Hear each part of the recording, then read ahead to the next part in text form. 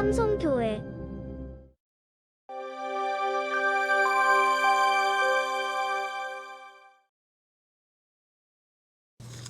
할렐루야, 할렐루야, 평안하십니까? 평안하십니까?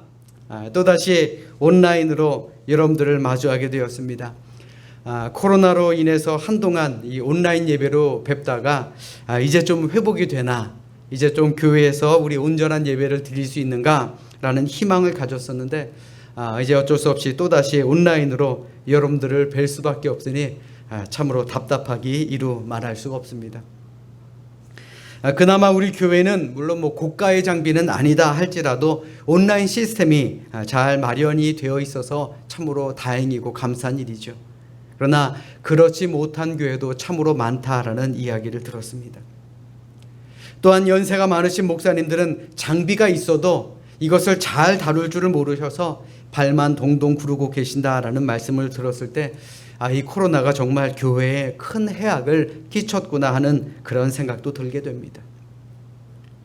더욱이 많은 성도들이 예배와 또 교회에 대한 열정을 잃어가고 우리 목회자 또한 열정을 잃어가고 있는 이때에 우리가 또다시 비대면 예배를 드릴 수밖에 없음도 참으로 안타깝습니다. 그럼에도 예배가 회복될 수 있는 그 날을 기대하며 오늘 온라인으로 드리는 이 예배도 최선을 다하는 우리 모두가 될 수 있기를 주님의 이름으로 간절히 부탁드립니다. 저 역시 현장에서 여러분들의 아멘 소리를 들어야 정말 큰 힘이 나기는 하지만 그래도 오늘 예배의 말씀을 전함에 최선을 다하려 합니다. 오늘 드리는 우리 예배 가운데 하나님께서 임하심을 믿으시고 우리 모두가 예배의 승리자들이 되시기를 주님의 이름으로 간절히 축원합니다. 우리 성경을 높이 들고 우리의 믿음을 고백합시다. 우리 성경을 높이 들고 우리의 믿음을 고백하십니다. 저는 예수 믿어 구원받았습니다. 저는 예수 믿어 하나님 자녀 되었습니다. 저는 예수 믿어 천국 백성 되었습니다. 하나님께서 선물로 주신 오늘 하나님 말씀으로 가르침을 받습니다. 눈을 열어 주의 법 안에 있는 놀라운 진리를 보고 깨닫게 하소서. 아멘으로 순종하여 하나님께 영광 돌리는 삶이 되게 하소서. 아멘. 그런 삶을 사시기를 주님의 이름으로 축원합니다.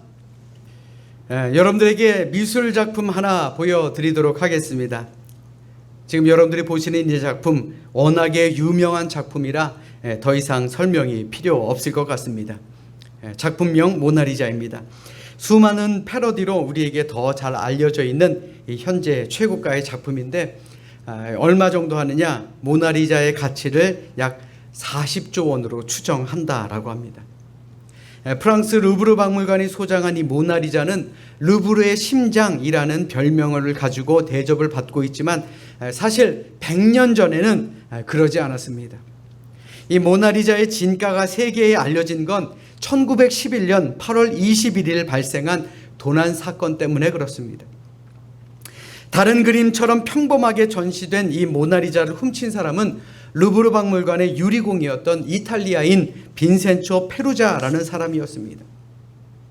이 사람은 이탈리아인이었던 레오나르도 다빈치 작품이니 이 모나리자는 당연히 이탈리아의 것이다 라는 생각에 그는 이탈리아로 가져가려고 했던 것입니다. 물론 모나리자는 도난당한 지 약 2년 만에 루브르 박물관으로 다시 돌아왔지만 이 사건으로 인해서 오히려 모나리자는 세계적인 작품으로 인정받게 되었고 이를 훔쳤던 이 페루자라는 사람도 이탈리아의 영웅으로 대접을 받게 되었다라는 것입니다. 제가 여러분들에게 이 말씀을 드리는 이유는 이렇습니다. 우리의 삶에도 잃어버리고 나서야 소중함을 깨닫는 것이 참으로 많다라는 말이죠. 특별히 코로나로 예배의 자리를 잃어버리고 나니까 평범한 예배와 늘 부를 수 있었던 그 찬송, 그리고 너무나도 당연했던 통성기도가 얼마나 소중한 것이었는지를 깨닫게 되었다라는 말입니다.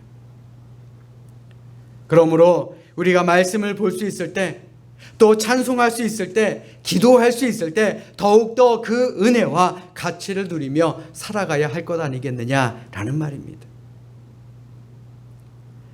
그런데 오늘 우리는 본문 가운데 너무나도 부러운 사람들을 보게 됩니다.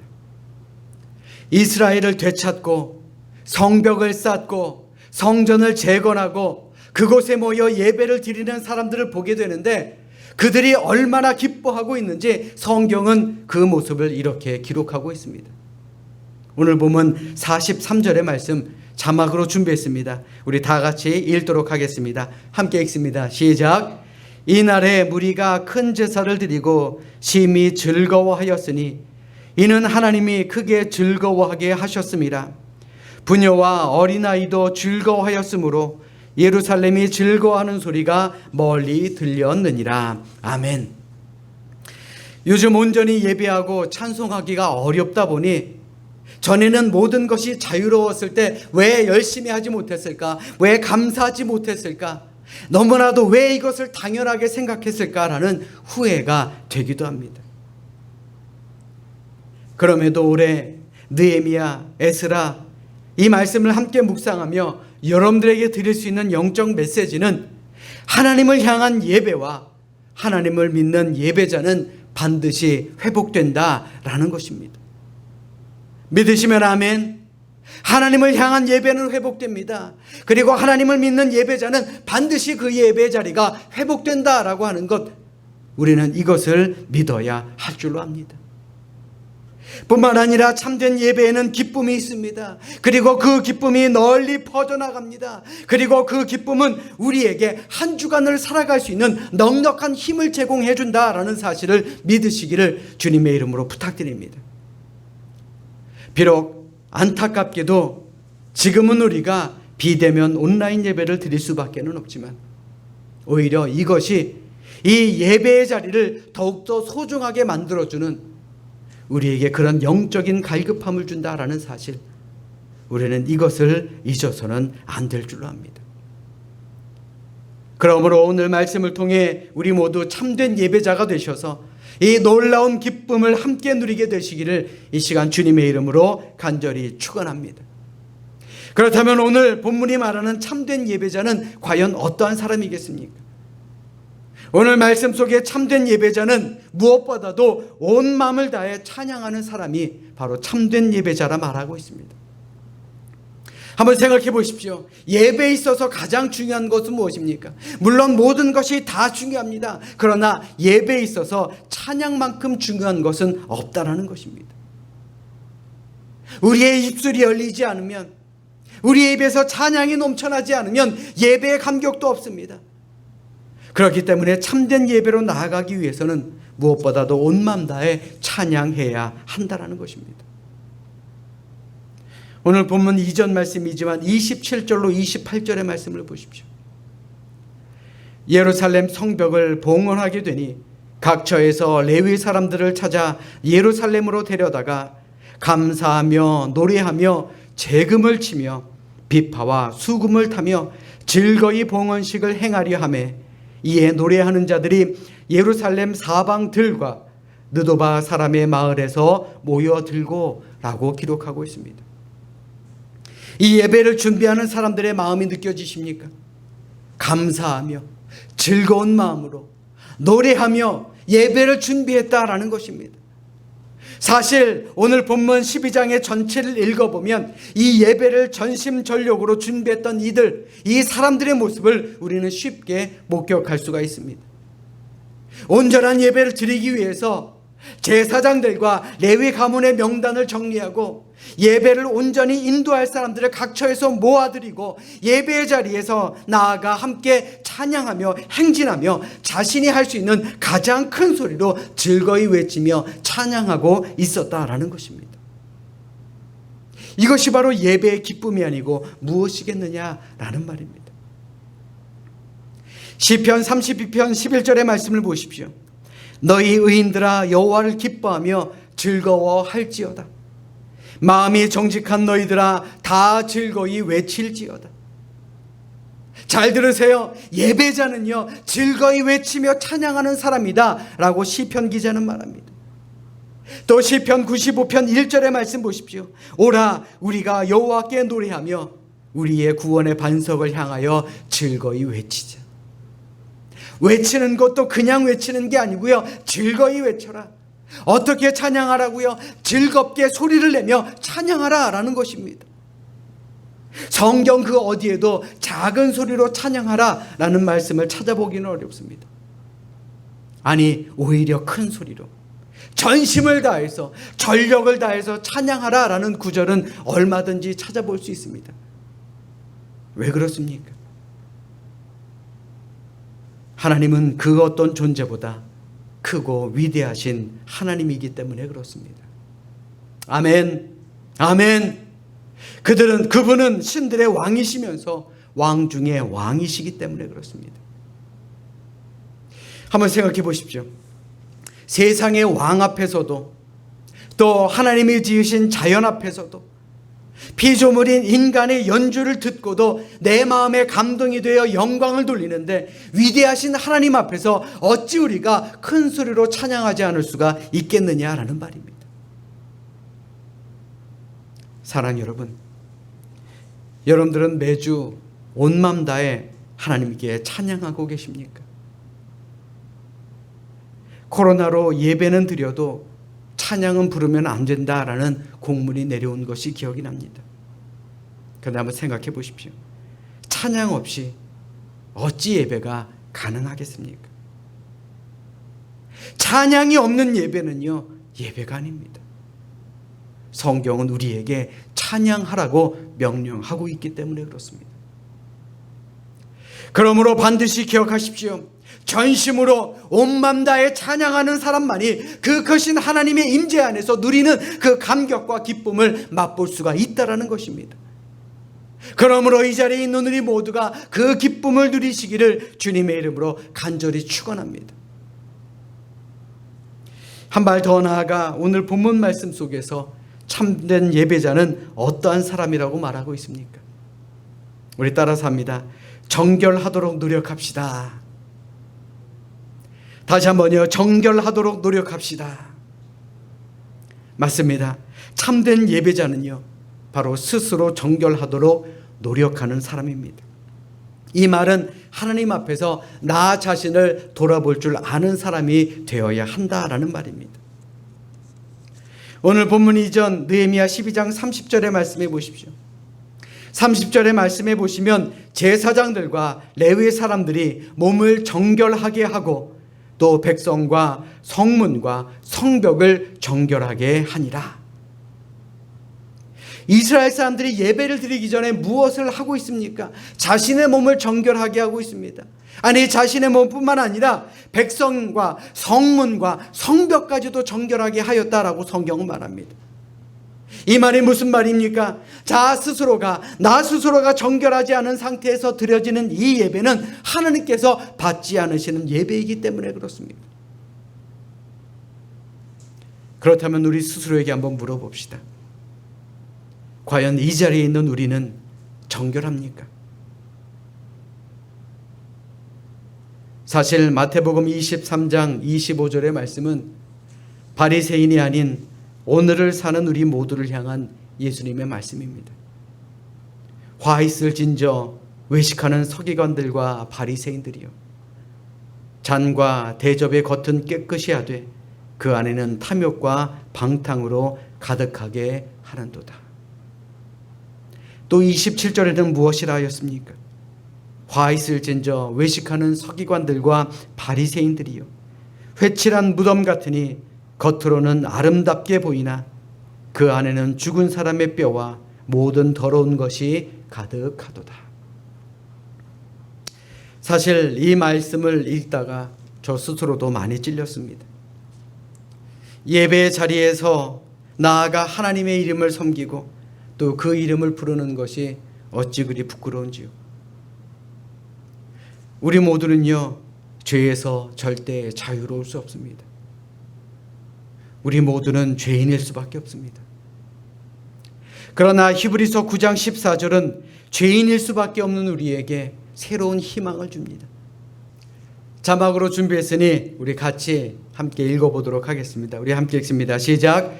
하물며 영원하신 성령으로 말미암아 흠없는 자기를 하나님께 드린 그리스도의 피가 어찌 너희 양심을 죽은 행실에서 깨끗하게 하고 살아계신 하나님을 섬기게 하지 못하겠느냐. 이 말씀이 무슨 말입니까? 우리 모두 죄인 맞습니다. 그럼에도 우리가 당당하게 하나님께 나아갈 수 있는 것, 그것은 내가 깨끗해서가 아니라 나를 깨끗하게 하시기 위해서 피 흘리신 예수 그리스도, 바로 주님의 보혈이 우리에게 있기 때문입니다.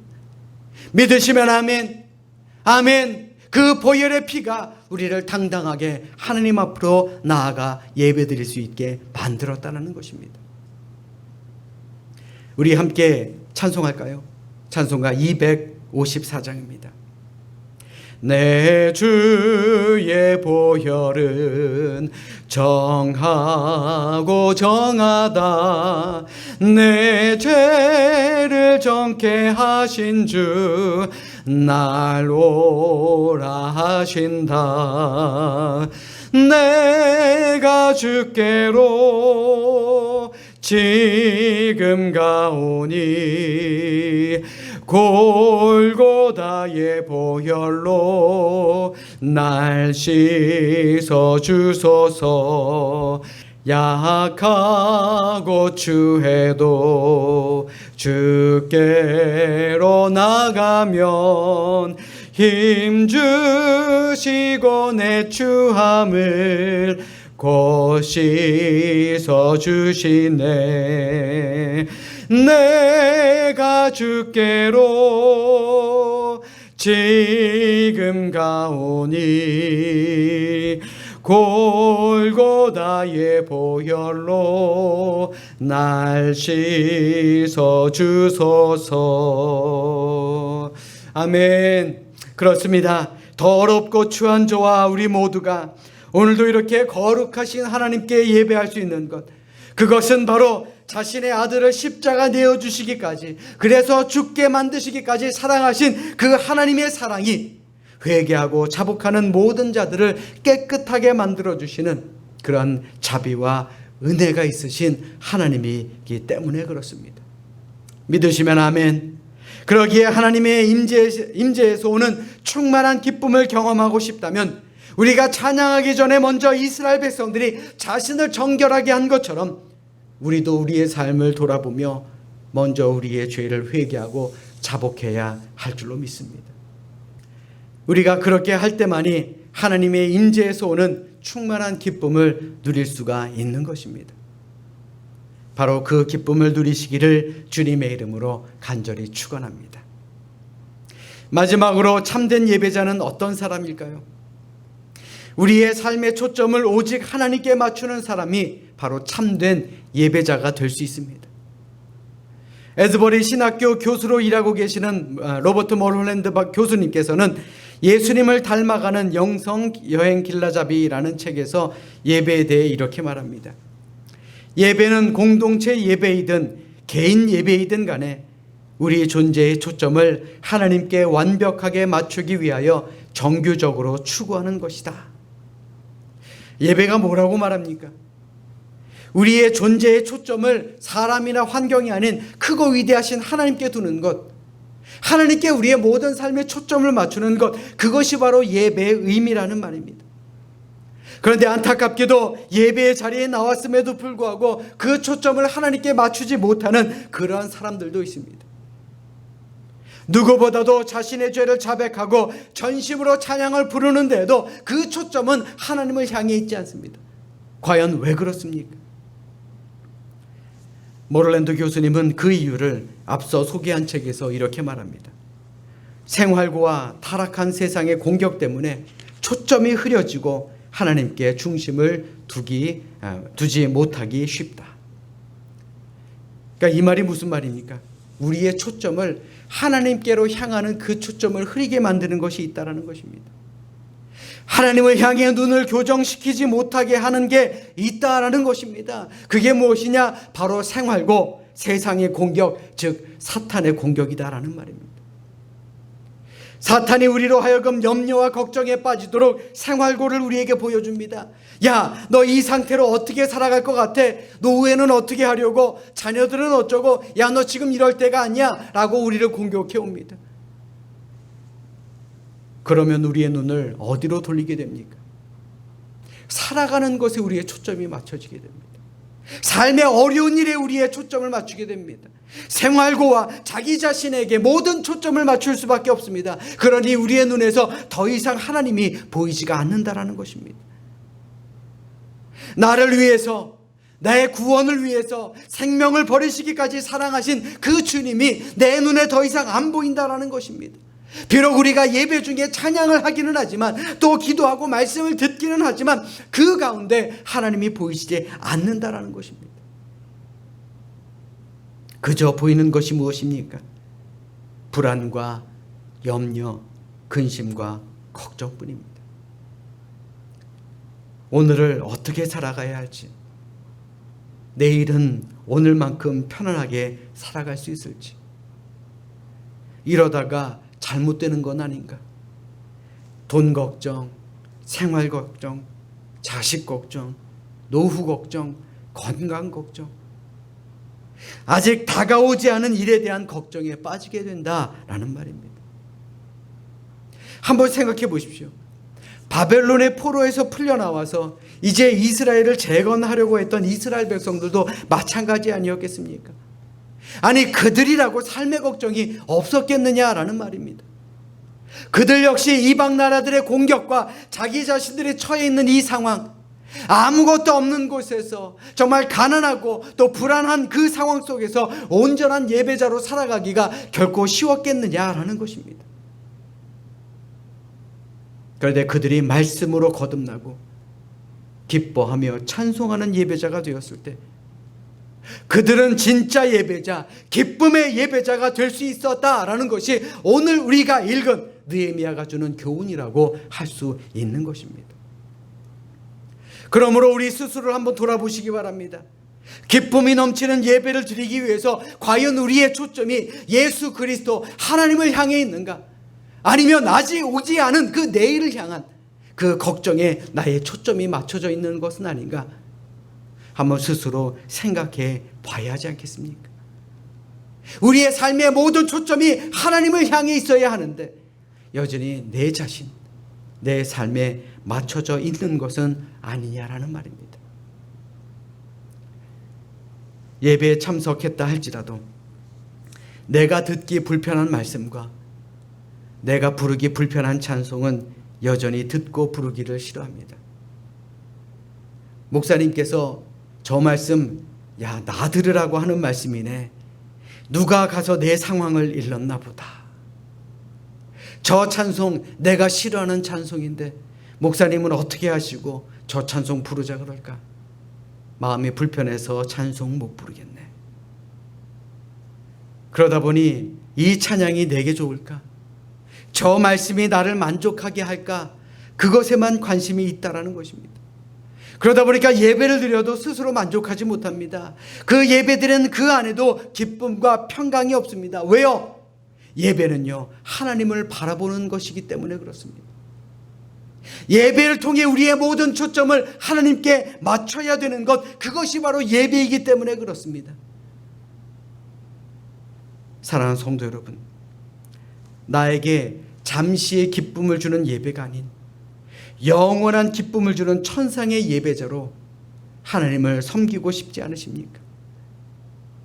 영원한 기쁨을 주는 그 천상의 예배자, 기쁨의 예배자로 우리 하나님을 예배하는 그런 사람이 되고 싶지는 않으시냐라는 것입니다. 내가 듣고 내가 부르고 싶은 말씀과 찬양을 드리는 그 예배가 아니라 정말 하나님을 예배하는 기쁨의 예배자가 되고 싶지는 않으시냐라는 말입니다. 어느 교회에 한 여학생이 있었습니다. 이 여학생은 거의 매일 저녁 교회 예배당에 들어가서 홀로 찬송을 하고 또 기도하다가 돌아가는 그러한 아이였습니다. 나중에 알고 보니까 이 아이의 아버지는 알코올 중독자로 아내와 자녀들을 폭행하기 일쑤였기 때문에 이 아이는 늘 교회 예배당에서 열심히 기도하고 찬송했던 그런 사람이었습니다. 그런데 목사님이 본 바로는 이 아이의 표정이 참으로 희한하게 늘 밝습니다. 그러던 어느 날 이 학생이 교회 복도에서 서성거리고 있습니다. 본당 문이 잠겨 있었기 때문에 그렇습니다. 목사님은 본당의 문을 열어주며 이 아이에게 이렇게 물어봅니다. 오늘도 찬양하고 가려고? 아이가 대답합니다. 아유, 그럼요. 그러자 목사님은 이 아이를 보면서 이렇게 말합니다. 얘야, 나는 너를 보면 늘 감동이 돼. 왜요? 너 많이 힘들 텐데 그래도 너 밝잖아. 늘 밝은 게 나에게 감동이 돼. 그러자 그 아이가 의아한 표정을 짓더니 이렇게 물어봅니다. 목사님, 하나님이 계신데 왜 힘들어야 해요? 라고 반문했다라는 것입니다. 사랑하는 여러분, 하나님이 계십니다. 하나님은 우리와 함께 하십니다. 우리가 해야 될 일이 무엇입니까? 전능하신 그 하나님을 바라보기만 하면 됩니다. 그럼에도 불구하고 우리가 왜 힘들어합니까? 그것은 예배의 자리에 나왔지만 하나님을 바라보지 못하는 인간적인 예배자였기 때문은 아니겠습니까? 하나님께 우리의 삶의 모든 초점을 맞추면요, 우리는 하나님을 만나게 되고 마음의 평안함을 얻게 될 줄로 믿습니다. 왜 예배를 드리면 힘이 나겠습니까? 왜 예배를 드리면 슬픈 일을 당한 사람도 세상이 알 수 없는 기쁨으로 충만해집니까? 그것은 전능하시고 위대하신 하나님께 초점을 맞추고 그 하나님을 바라보기 때문에 그렇습니다. 다시 말해서 상황이 아무리 어려워도 우리의 초점을 하나님께 두는 순간 우리의 고난은 아무것도 아닌 것이 되게 됩니다. 그러므로 우리 모두가 예배를 통해 이러한 경험을 다 하게 되시기를 주님의 이름으로 간절히 축원합니다. 지금 우리는 비대면으로 예배를 드릴 수밖에 없습니다. 2주간 일하고 하였지만 어떻게, 언제, 또 언제까지 연장될지 아무도 모릅니다. 세상 모든 것이 불안하고 평안하지 않습니다. 그럼에도 슬픔보다는 기쁨이, 절망보다는 희망이 있는 것은 하나님은 예배자를 누구보다도 사랑하시고 회복시켜 주시기 때문입니다. 우리 모두 기쁨의 예배자가 되시기를 주님의 이름으로 간절히 부탁드립니다. 이 시간 진정으로 바라기는 하나님께서 예배자인 우리에게 기쁨과 또 내일에 대한 희망, 모든 것의 회복을 허락해 주신다라는 그 은혜의 사실을 믿으시는 우리 모두가 되시기를 주님의 이름으로 간절히 축원합니다. 축원합니다. 기도하겠습니다.